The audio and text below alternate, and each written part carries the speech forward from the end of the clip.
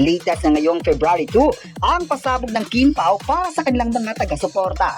Kahapon, naging makulay nga ang naging paayuda ni na Kim Chiu at Paolo Abilino sa ASAP para sa kanilang biggest announcement sa mga fans. Ang anunsyong iyon ay ikinagulat ng mga viewers at maging ang buong Kim Paolandia. Magkakaroon kasi ng world tour ang Kim Pao ngayong taon para sa lahat ng mga sumusuporta sa kanila. Isa ito sa dapat aabangan ng mga tao dahil pasasalamat na rin to ng Kim Pao para sa lahat ng mga sumusuporta sa kanila. Nagulat din si Paolo Abilino na kunwari hindi alam ang nasabing anunsyo, ngunit kitang-kita sa mata ang excitement sa paparating na pasabog na ito sa lahat. Masaya din si Kim Chiu habang inanunsyo ang mga world tour na ito dahil noon pa man ay nagre-request na naman ang lahat sa event na ito. Maalala nitong nakaraan, marami sa mga taga-suporta ng Kim Pao sa ibang bansa ang gustong magkakaroon sina Kim Chiu at Paolo Abilino ng tour para makakapanood ang mga Pinoy at maging ang mga international fans sa Filipino love team na ito. Marami naman kasi ang nagalingan sa kanilang mga proyekto na ginawa at maging ang kilig na ibinigay nila sa lahat ng viewers at fans. Kaya sa ngayon, na alam nilang may mga pasabog na gagawin ang Kim Pao, ay excited na sila dahil suportado nila ang Chinita Princess at maging ang aktor na si Paolo Abilino. May nagsabi naman na masaya sila na makitang masaya din ang Kim Pao sa kanilang ginagawa, kaya kung ano man ang mga plano nila sa showbiz ay pasado agad ito sa mga tao. May nagsabi naman na maraming mga tao ang magabang sa kanilang world tour at umaasa na ngayon ng magandang performance sa dalawa. Gusto din daw ng mga fans na makitang sumayaw at kakanta ang love team na ito o di kaya'y magkakaroon ng meet and greet para sa mga fans doon. Excited na talaga ang lahat sa paparating na tour na ito dahil ginawa talaga ng kapamilya na maihatid ang saya para sa lahat. Hindi talaga hihinto ang mga tao na aabangan ang Kim Pao sa mga palabas at maging sa mga ganap na tulad nito dahil paborito talaga nila ang dalawa. Maraming beses na rin silang masaya sa mga projects na ginawa nila kaya dapat talaga nating aabangan ito. May nagsabi naman na ang pagmamahal ng Kim Pao fans ay hindi mapapantayan kaya andyan talaga sila para ipaglaban ang kanilang idolo. Ngayong araw naman ay pinatrending na naman ng mga fans ang announcement na ito kahapon. Say pa ng ilan, maraming beses pa talagang pagsasamahan ng Kim Pao dahil sunod-sunod pa ang mga ganap nila sa showbiz. May nagsabi naman na hindi talaga iniwan ng ABS-CBN ang Kim Pao dahil maganda naman ang kanilang ipinakita sa network at ginawa nila ang dapat gusto ng mga fans. Say pa ng ilan, talagang love ng mga tao ang Kim Pao dahil sa kanilang pagiging totoo at hindi nagsusunog ng tulay. Masabing iba pa rin ang tiwala ng network sa kanila, kaya hanggang ngayon, numero 1 pa rin sa puso ng tao ang dalawa. Kaya wag nang magpapahuli pa sa mga susunod na updates kung kailan nga ba talaga ang world tour para sa lahat ng mga supporters sa buong mundo. Bongga raw ang Kim Pao dahil iba na ang level pang international na at aasahan talaga ng lahat na maraming pasabog pa sa lahat. Sa kabilang banda naman ay pasabog ang naging performance ng Kim Pao sa ASAP Natin To. Sa mga videos at photos na pumalat sa online, tila nakatutok ang lahat sa entrance ni na Kim at Paolo sa variety show ng ABS-CBN ng ASAP Natin To. Makikita din sa picture na hawak ni Kim Chiu ang balikat ni Paolo Abilino. Say pa ng ilan, maganda panoorin na masaya ang Kim Pao sa kanilang ginawa sa ASAP at na-appreciate ito ng mga tao. May komento naman ang ilan na sana hindi nabibigyan ng negative comments ang dalawa dahil ang gusto lang naman nila ay mapasaya ang mga taong sumusuporta sa kanila. May nagsabi naman na hindi maniniwala sila sa mga pambabatikos ng tao sa Kim Pao dahil sila lang naman ang nakakaalam kung ano ang Kim Pao. May nagsabi naman na mamahalin pa rin nila sina Kim at Paolo dahil ang mga nagawa nila sa ABS-CBN ay kakaiba at patuloy na gumagawa ng pangalan sa mundo ng showbiz. Hindi talaga mapapantayan ang husay ng Kim Pao pagdating sa pag-arte at marami pa sa mga fans ngayon ang nagre-request na sana hindi mapapagod ang dalawa sa kanilang ginagawa. Alam ng lahat kung gaano nila kamahal ang Kim Pao, kaya kahit anong pambabatikos pa yan, ay andyan sila para sa kanilang iniidolo. Thankful naman ang mga fans dahil sa init na suporta ng network at maging ang mga taong nakikipaglaban para sa success ng Kim Pao. Masabi raw nila na iba ang karisma ni Kim at Paolo dahil mula noong una hanggang ngayon ay buhay pa rin ang kanilang tandem at sikat na sikat sa buong mundo. May nagsabi pa na hindi talaga mabibigo ang mga tao sa kanilang mga proyekto dahil andyan pa rin sila para ipakita ang suporta na deserve para sa kanila. Sana hindi daw mapapagod ang mga tao sa kung ano pa ang gagawin ng Kim Pao sa taong 2026. May iba kasi nagigil na sila sa kung ano pa ang susunod na proyekto na sa ABS-CBN kaya hindi rin masisi ang mga taga-suporta dahil mahal na mahal nila ang dalawa.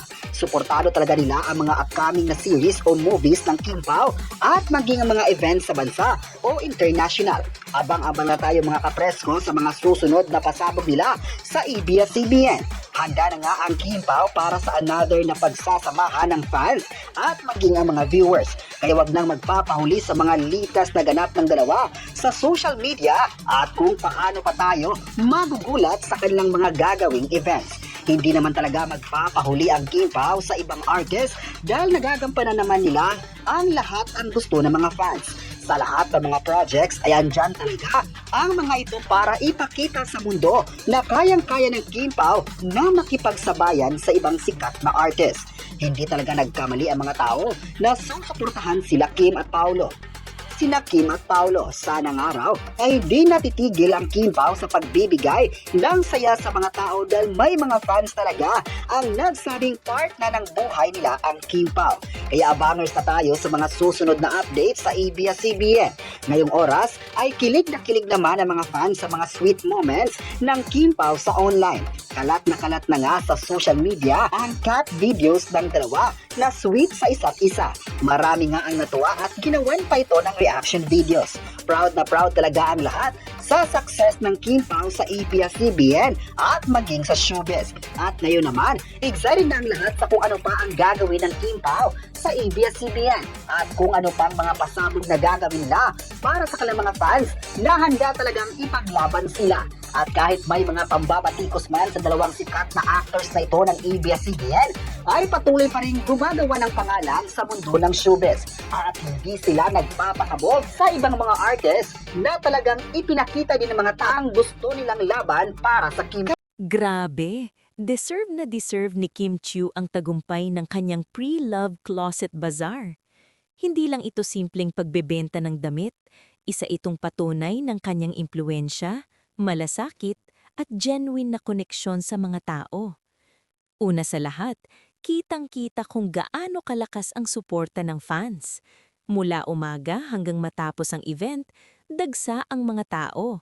Hindi lang dahil gusto nilang makabili ng damit, kundi dahil gusto nilang maging bahagi ng advocacy at journey ni Kim.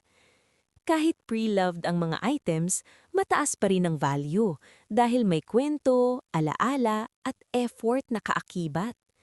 Iba talaga kapag alam mong galing mismo sa isang artist na hindi nakakalimot sa pinanggalingan. Ikalawa, napakasimple pero powerful ng konsepto. Pre-love equals sustainability, practicality, at sharing. Sa panahon ngayon na uso ang fast fashion, ang ginawa ni Kim ay parang paalala na pwedeng maging stylish ng may malasakit sa kapwa at sa kalikasan. Plus points pa na may charity aspect, talagang hindi lang sarili ang iniisip niya. Ikatlo, nakaka-inspire kung paano niya hinandle ang event. Walang ere, approachable, at ramdam mong taos-puso ang pasasalamat niya sa bawat taong sumuporta. Kaya hindi na nakakapagtaka kung bakit laging sold out at trending ang mga ganitong projects niya. Hindi ito dahil sikat lang siya, kundi dahil totoo siya. At syempre, hindi mawawala ang kilig ng fans dahil bawat damit parang may kasamang Kim Chiu energy. Para sa iba, simpleng ukay. Para sa fans, isang alaala at simbolo ng suporta. Sa kabuuan, ang tagumpay ng pre-love closet bazaar ng Kim Chiu ay tagumpay sa negosyo, tagumpay sa advokasya, tagumpay sa pagiging responsableng influencer. Isa lang ang malinaw, kapag may puso ang ginagawa, kusa talagang susuportahan ng tao. Congrats Kim Chiu! At sa totoo lang, hindi na kami magugulat kung magkaroon pa ito ng mas malalaking version sa future. Dahil alam ng lahat, kapag si Kim ang gumawa, laging may saysay at may pagmamahal. Para sa akin, napakagandang balita nito at malinaw na hindi aksidente ang tagumpay ng Pre-Love Closet Bazaar ni Kim Chiu.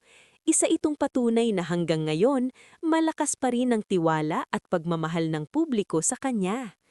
Una, ipinapakita ng balitang ito na marunong gamitin ni Kim ang kanyang impluensya sa tamang paraan. Hindi lang siya nagbenta ng pre-loved items para kumita, kundi ginamit niya ito bilang paraan para magbahagi, magbigay inspirasyon at tumulong. Sa panahon ngayon na maraming artista ang binabatikos, refreshing makita ang isang personalidad na simple, may malasakit, at may malinaw na layunin. Ikalawa, ang naging resulta ng bazaar ay refleksyon ng kung paano niya pahalagahan ang kanyang fans. Hindi niya tinitignan ang mga damit bilang lumang gamit, kundi bilang mga bagay na may kwento, alaala at effort na kaakibat. Iba talaga kapag alam mong galing mismo sa isang artist na hindi nakakalimot sa pinanggalingan. Ikatlo, mas lalong pinapatibay ng balitang ito ang imahe ni Kim Chiu bilang role model. Pinatunayan niya na pwedeng pagsamahin ng pagiging artista, pagiging negosyante, at pagiging socially responsible. Hindi lang siya celebrity, kundi isang taong may malasakit sa kapwa at sa kapaligiran.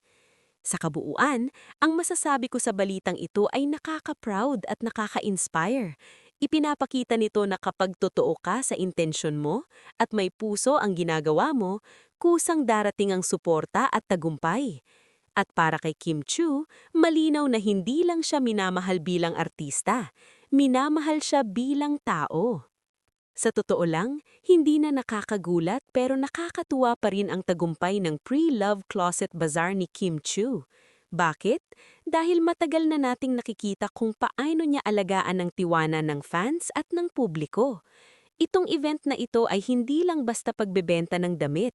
Isa itong refleksyon ng kung sino talaga si Kim bilang artista at bilang tao.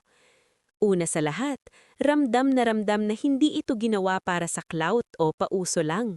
May malinaw na layunin, magbahagi, mag-promote ng sustainability at makatulong. Sa panahon ngayon na maraming celebrity ang gumagawa ng bazar pero nauuwi sa kontrobersya, si Kim ay kabaligtaran. Nagkaroon ng positibong epekto at inspirasyon. Ipinakita niya na ang pre-loved items ay may halaga pa rin at hindi kailangang mamahalin para maging meaningful. Ikalawa, ang naging reaksyon ng fans ay patunay kung gaano siya minamahal at pinagkakatiwalaan. Dagsa ang tao, mabilis na ubos ang items, at karamihan ay masaya at kontento. Ibig sabihin, hindi sila bumibili ng damit, kundi bumibili sila ng kwento, alaala at simbolo ng suporta kay Kim. Yan ang klase ng koneksyon na hindi nabibili ng kasikatan lang. Ikatlo, makikita rito ang pagiging grounded ni Kim Chiu. Sa kabila ng kanyang tagumpay sa showbiz, nananatili siyang simple at may malasakit. Hindi siya umasta na parang untouchable celebrity. Sa halip, naging approachable siya at appreciative sa mga sumuporta. Kaya lalong tumitibay ang respeto ng tao sa kanya dahil hindi lang sikat, mabuti rin ang puso. Isa pa, mahalagang banggitin na ang ganitong proyekto ay malakas ang impluensya lalo na sa kabataan. Natututo silang maging praktikal, responsable at may malasakit sa kapaligiran. Kung tutuusin, mas malaki pa ang impact nito kaysa sa simpleng fashion event. Nagiging ehemplo ito ng tamang paggamit ng impluensya. Sa kabuuan, ang tagumpay ng Pre-Love Closet Bazaar ni Kim Chiu ay tagumpay ng malasakit, katapatan at tunay na koneksyon sa mga tao. Isa itong paalala na hindi kailangang enggrande o perpekto para magtagumpay. Kailangan lang ng malinaw na intensyon at pusong totoo. Kaya masasabi ko, hindi lang ito panalo sa benta. Panalo ito sa puso ng fans at panalo ito sa inspirasyong naibigay sa marami. Congrats kay Kim Chiu! Patunay lang na kapag mabuti ang intensyon, kusang babalik ang biyaya. Mas marami pa. May ilang mahahalagang bagay pa na pwedeng idagdag sa balitang ito na lalong nagpapaliwanag kung bakit espesyal at makabuluhan ang tagumpay ng Pre-Love Closet Bazaar ni Kim Chiu. Una, hindi lahat ng artista kayang panindigan ng transparency at sincerity sa ganitong klasing event. Kay Kim, malinaw na alam ng fans kung saan napupunta ang suporta nila, kaya mas buo ang tiwala. Ito ang dahilan kung bakit kahit paulit-ulit siyang gumagawa ng ganitong proyekto, hindi nagsasawa ang mga tao. Sa halip, mas lalo pa silang naeengganyo. Ikalawa, ang success ng bazaar ay indikasyon na nag-e-evolve na ang mindset ng fans. Hindi na lang sila basta bumibili dahil artista ang may-ari, kundi dahil may adhikain at mensahe ang proyekto, sustainability, sharing, at responsible consumption. Sa isang banda, si Kim ay naging tulay para mas maintindihan ng publiko ang kahalagahan ng ganitong values. Ikatlo, mahalaga ring agdagan na ang ganitong klaseng tagumpay ay hindi instant. Bunga ito ng habang panahon ng pagiging consistent ni Kim, mula sa kanyang pagiging professional sa trabaho hanggang sa pagiging maayos sa pakikitungo sa fans at sa media. Kaya ang suporta na natatanggap niya ngayon ay naipon sa loob ng maraming taon. Dagdag pa rito, ang Pre-Love Closet Bazaar pwedeng maging model para sa ibang celebrities at influencers. Ipinapakita nito na pwedeng pagsamahin ang negosyo, advocacy, at personal branding ng hindi nagmumukhang pilit o scripted. Kapag may puso ang proyekto, kusang itong tatanggapin ng publiko. At panghuli, masarap isipin na ang ganitang balita ay nakakadagdag sa positibong imahe ng lokal na showbiz.